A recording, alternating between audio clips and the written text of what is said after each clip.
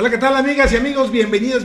Soy Tomás González Corro y me da muchísimo gusto poderles saludar una vez más aquí en Agenda TV y nuevamente con mi buen amigo Hilario Barcelata Chávez, investigador especialista en materia económica. Mi estimado Hilario, ¿cómo estás? Bienvenido nuevamente aquí en Agenda TV. Gracias, Tomás, un gusto estar aquí contigo nuevamente. Oye, Hilario, y pues en calidad de arqueólogo financiero de las ruinas de Veracruz, el pretexto de esta nueva charla contigo es este libro que se llama Duarte, la tragedia económica de Veracruz, que aquí nos está compartiendo el buen Hilario.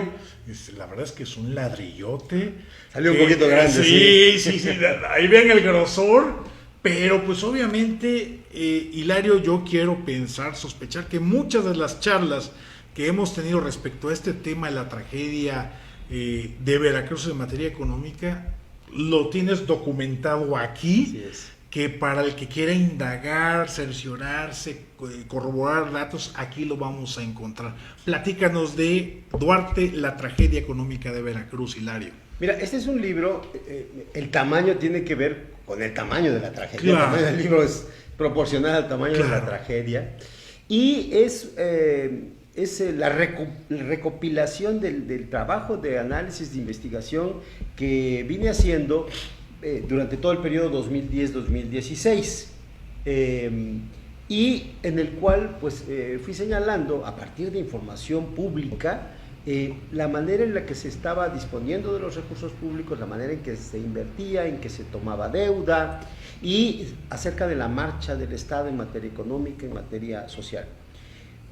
Para llegar a una conclusión, el manejo de los recursos públicos, el manejo corrupto, ineficiente de Javier Duarte y su equipo en Veracruz generó un impacto muy importante, un impacto negativo muy importante en la economía de Veracruz, estancándola, llevándola a la crisis, y un impacto muy grande en el bienestar de los veracruzanos, produciendo más pobreza, más deterioro de la calidad de vida de los veracruzanos y poniéndonos en un hoyo que, pues del que a lo mejor todavía no salimos y nos va a costar trabajo salir, sobre todo si tenemos gobiernos que no sepan manejar el proceso, la problemática actualmente, ¿no?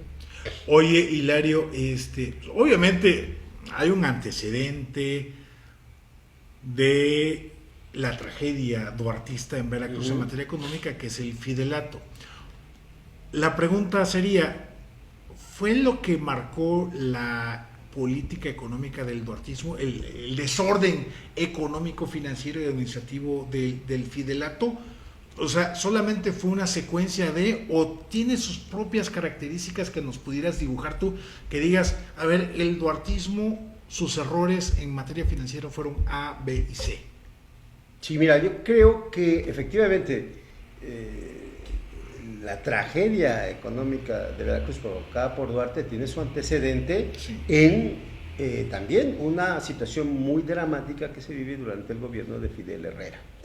2004-2010 es un momento en que también la deuda crece, hay desorden financiero, hay corrupción, pero digamos que si hacemos un comparativo, podemos ver que el desastre financiero que deja finalmente al final de su mandato Fidel no se puede comparar con lo que hizo Duarte. La construcción de un modelo de negocio de la corrupción que hace Duarte supera con mucho el que había podido hacer Fidel, ¿no? Ese equipo de trabajo, esa empresa de la corrupción que hace al interior del gobierno, creo que no tiene precedente. Entonces, yo creo que sí, hay un antecedente muy importante, pero lo que pasa con Duarte no es nada más digamos, la inercia del desorden, sino la construcción de un nuevo orden institucional ineficiente y corrupto y a la vez ineficiente, que permite que pasen todas estas cosas durante su gobierno. O sea, lo que estás diciendo es que Duarte diseñó su gobierno para el saqueo. a mí, conforme uno va analizando y va uno viendo cómo se obtenía el recurso, cómo participaban diferentes personajes, a mí no me cabe duda que se diseñó el modelo de funcionamiento de una empresa para obtener recursos dentro del Estado, recursos que eran públicos para beneficio privado. O sea, ¿y cómo puede funcionar esto, o cómo funcionó esto, Hilario, basándonos en la idea, esa ilusión que a veces tenemos de la institucionalidad en un gobierno? Es decir, ¿cómo se pudo generar toda esta empresa corruptora y corrupta del duartismo en un contexto de un estado de instituciones? Sí, mira, en teoría se le denomina la captura del Estado, ¿no? Y aquí lo que pasó fue exactamente que el Estado quedó capturado. Para la captura del Estado se requiere evidentemente tanto funcionarios que estén interesados en usufructuar de manera privada el recurso público, como otros agentes que colaboran desde fuera, agentes privados que colaboran en ese saqueo, ¿no?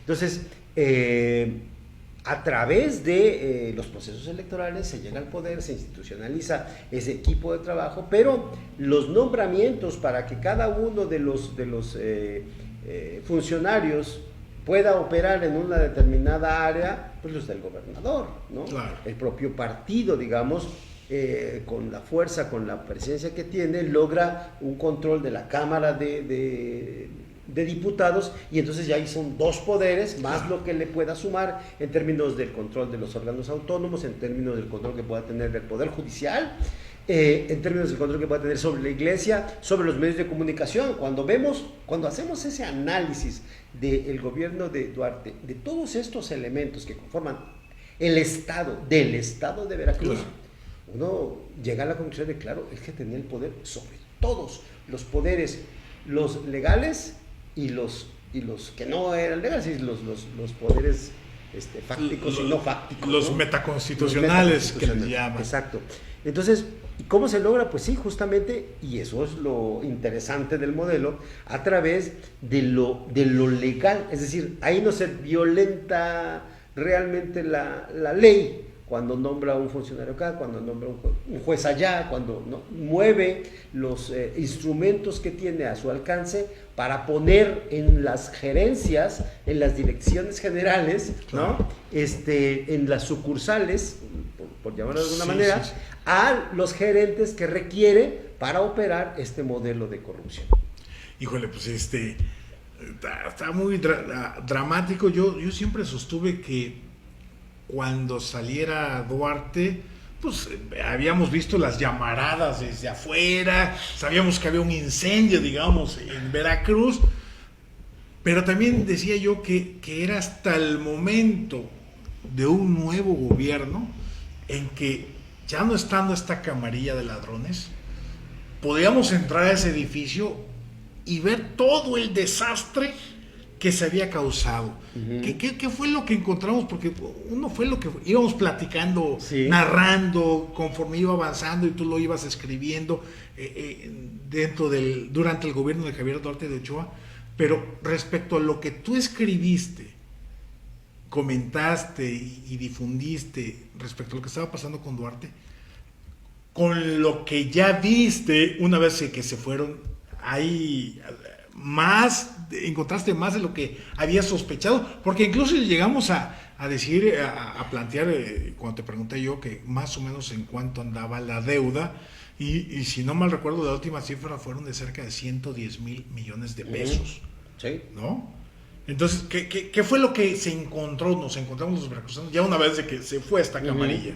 Mira, yo creo que sí, la sorpresa todavía hubo sorpresa, porque se llegaron a encontrar problemáticas mucho más profundas de las que se veían desde afuera, ¿no? Este desequilibrio presupuestal de más de 20,000 millones de pesos que impidió propiamente operar tan eficientemente como hubiera querido el gobierno de Miguel Ángel Yunes, y que limitó los recursos para resolver muchos de los problemas que se tuvieron, claro, ¿no? Y que se fueron atendiendo pues con la importancia que requería, pero quizás se hubiera podido hacer más, ¿no? A final de cuentas se logró equilibrar las finanzas públicas durante esos 2 años. O sea, detener la caída. Detener la caída, ¿no? Y poner otra vez las cosas por lo menos en cero, ¿no? Sí.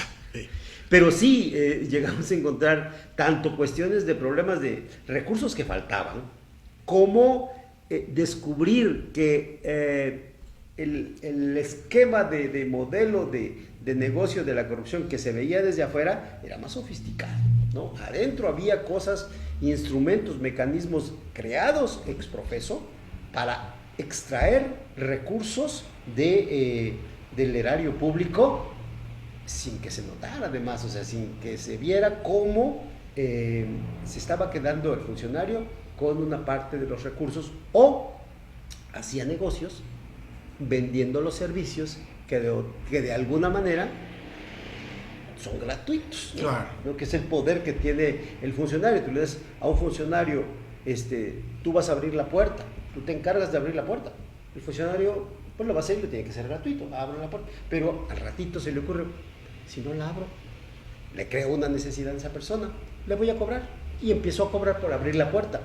Y así pasaba en el gobierno. Esas cosas solo las puedes ver hasta que estás adentro. Claro. Y dices, caray, pues todos esos instrumentos que fueron creados ex profeso para incrementar, digamos, el saqueo y evidentemente hacer una administración muy ineficiente y, bueno, pues muy corrupta. Entonces, digo, creo que en el balance no me quedé corto con lo que dije, pero había más. Había agregados. Había agregados que pues no se ven desde afuera. A la distancia, desde afuera, ¿no? Ok. Oye, Hilario, ¿te parece bien si vamos a una pequeña pausa? Claro. Y amigas y amigos, no se nos vaya. Estamos hablando de este libro. Yo se lo recomiendo. Nada más antes de irnos a corte, ¿dónde lo podemos encontrar? Digo, después repetimos otra vez el comercial. Sí, claro. Pero ¿dónde lo podemos encontrar? Duarte, la tragedia económica de Veracruz. Mira, por el momento lo tenemos a la venta en la Rueca de Gandhi, en Jalapeños Ilustres, aquí en Jalapa.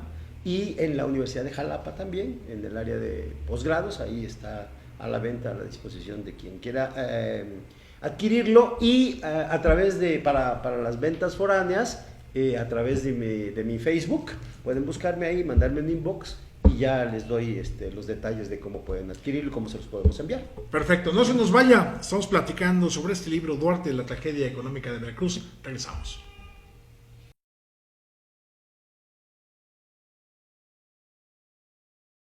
Bien, ya estamos de regreso aquí en Agenda TV. Muchísimas gracias por seguirnos acompañando en esta interesante charla. Híjole, de algo tan verdaderamente doloroso que hemos padecido los veracruzanos en su momento y que seguimos todavía padeciendo la resaca de la tragedia económica de Veracruz generada por Javier Duarte de Ochoa. Hilario, ¿cómo no repetir esta situación con Javier Duarte de Ochoa que vivimos?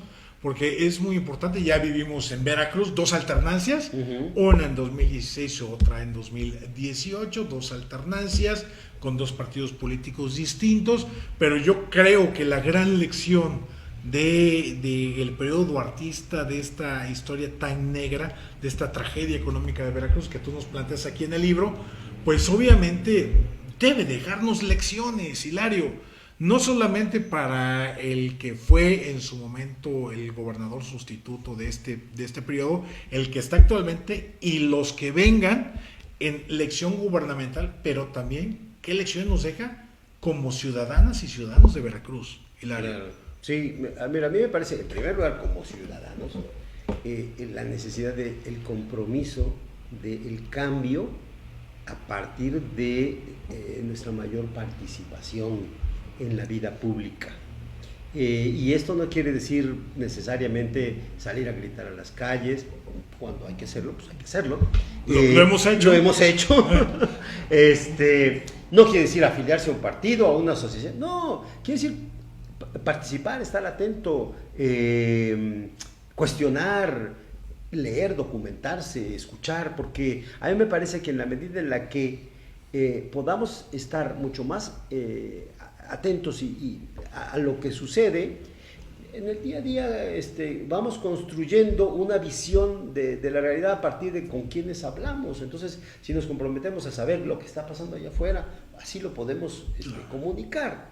Yo siempre he dicho que lo más importante y lo más simple que podemos hacer para hacer cambiar este estado y este país es, por ejemplo, quienes tienen hijos, educar bien a sus hijos, atenderlos, porque digo, esa es la base de la construcción de la sociedad, de la educación y de la información que se les da. Y luego, bueno, ya tiene que ver con el trabajo de lo público, la reconstrucción de las instituciones. Claro. Todavía es posible que se puedan utilizar las instituciones para beneficio público, y eso no debe de ser.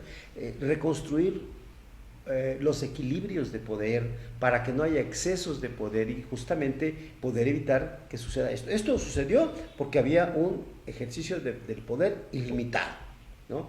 Las instituciones fallaron. Sí, claro. Las instituciones democráticas fallaron. Entonces es necesario afinarlas, ver exactamente... No derribarlas. No derribarlas, a mí me parece que no. Por ejemplo, avanzar en la construcción de instituciones autónomas, instituciones que vayan generando contrapeso al poder que tiene el poder ejecutivo, al que tiene el poder legislativo, al que tiene el poder judicial. Ahí están los tres poderes y hacen un equilibrio, pero aparte necesitamos otros órganos autónomos como parte del Estado y otros instancias sociales. Y esto es un aspecto también muy importante, solo la sociedad organizada puede ser un interlocutor del Estado y exigirle. La organización, la sociedad desorganizada, por más que sea una muchedumbre de 2, 3 millones que salgamos a la calle, mañana nos vamos a nuestra casa y el Estado no se siente amenazado. Pero si está organizada, si hay organizaciones, asociaciones civiles, partidos políticos, seguramente ponemos a pensar al Estado y podemos influir en las políticas públicas que lleva a cabo. O sea, es decir, lo importante que estoy tratando de interpretar lo que dices es que hay distintas formas, maneras de hacer incidencia ante la vida pública. Así es. La marcha es muy visible, pero no basta.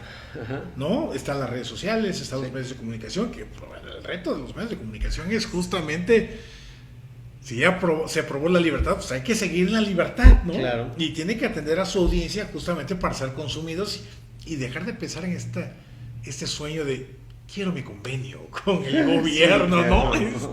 Y atender más al público, ¿no? Sí. Y así en distintas áreas, Hilario, o en la familia, en la escuela. En la escuela. Las y los maestros, una gran responsabilidad en todos los niveles, ¿no? Sí, yo creo que el fomento del pensamiento crítico es muy importante en cualquier nivel. Tú lo has dicho, en la familia, en la escuela, volvernos analíticos de la realidad, pero sobre todo interesados en la realidad. Hoy, desafortunadamente, no hay mucho interés, porque no se lee mucho, porque no se ven noticias, porque no se ve, no, o sea, vivimos de repente como sociedad en un espacio muy cómodo, aunque el mundo se esté desmoronando, mientras todavía tenga techo y que comer ese día, me abstraigo de esa realidad y creo que es lo que no debemos hacer como sociedad, abstraernos, sino por el contrario, involucrarnos de la manera en la que se pueda, porque el mundo no se construye a partir de los grandes movimientos,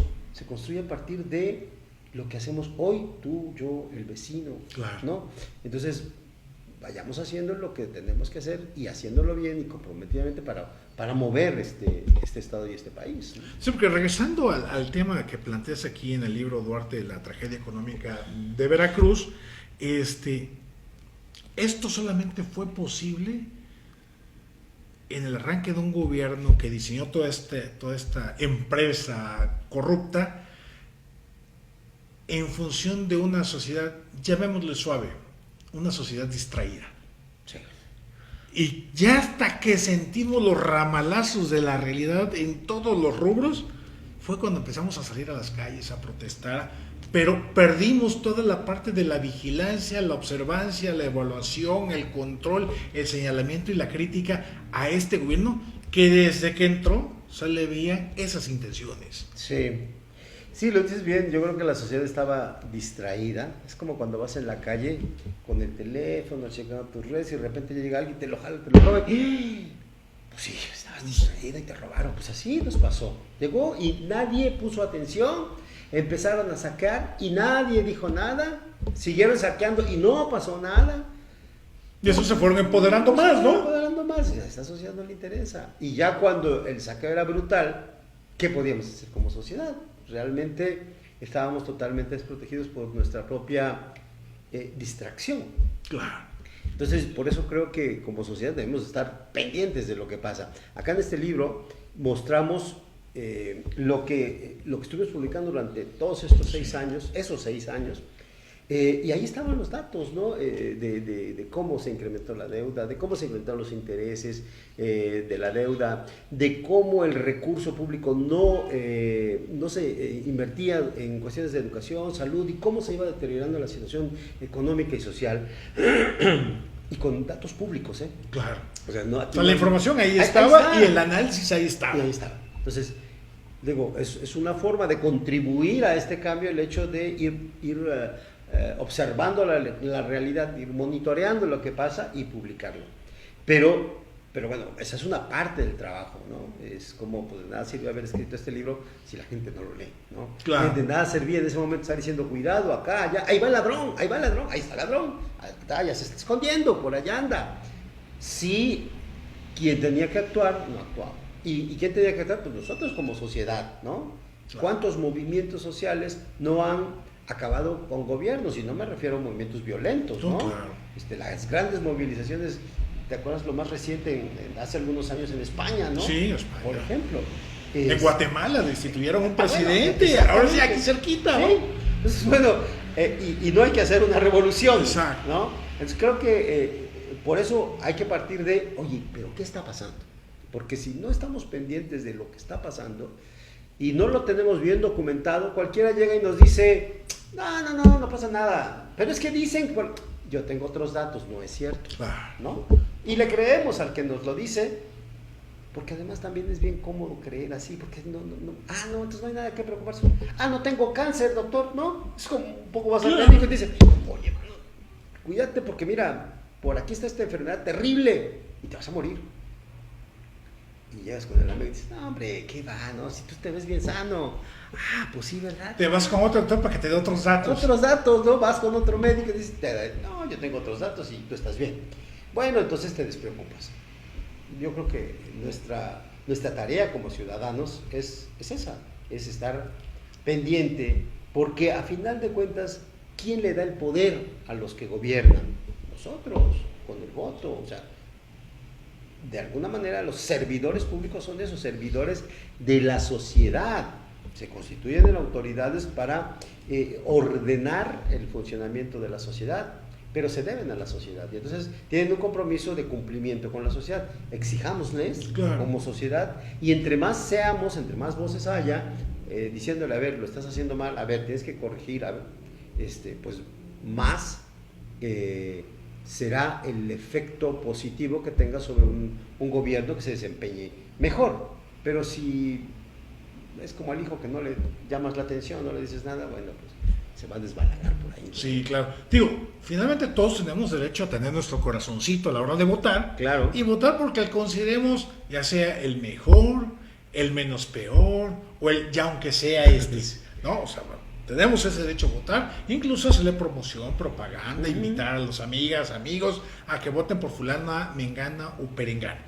Sí. Pero ya una vez de que ese fulano, mengano, perengano gane y esté sentado, pues ahora sí es una nueva baraja. Sí. Ahora ya es autoridad esa persona y nosotros somos los ciudadanos que tenemos que exigirle resultados, responsabilidad, honestidad, transparencia y rendición de cuentas, ¿no? Sí, definitivamente la constitución de un gobierno, el gobierno gobierna para todos, no importa del color que sea.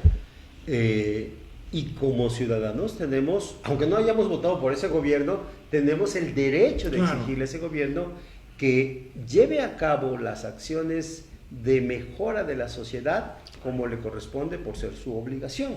Y si no lo hace, pues tenemos el derecho de cuestionárselo y de buscar la manera en la que se pueda hacer ejercer una presión hacia la autoridad para que cumpla con lo que está establecido en la ley, que es su responsabilidad.